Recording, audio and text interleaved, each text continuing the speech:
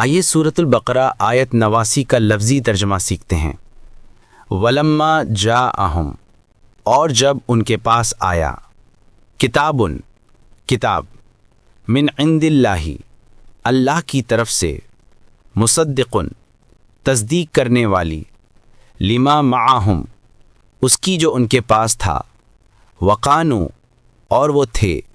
من قبل، پہلے، یستفتحون، فتح مانگتے تھے یا دعا مانگتے تھے،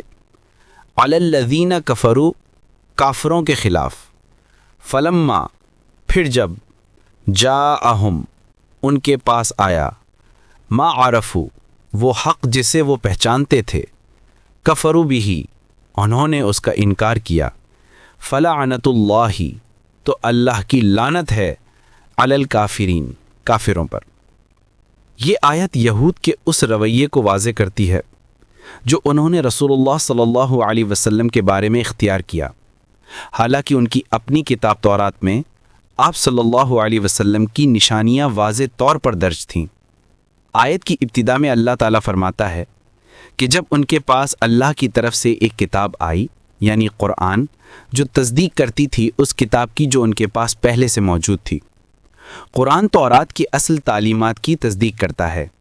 اس میں موجود حقائق کی تصدیق کرتا ہے، اور دونوں کا سر چشمہ ایک ہی ہے، اللہ رب العالمین۔